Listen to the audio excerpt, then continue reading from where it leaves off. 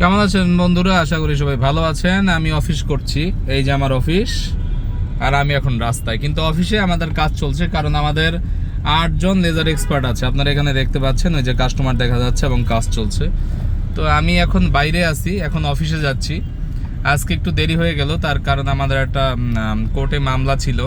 মামলাটা জমি কেন্দ্রিক, মানে ধন সম্পদ কেন্দ্রিক। আপনারা যারা লেজার সেন্টারে কাজ করাতে চান, অথেন্টিক লেজার সেন্টার, আমি ভাইরাল সাইদুর ট্যাটু বলছি।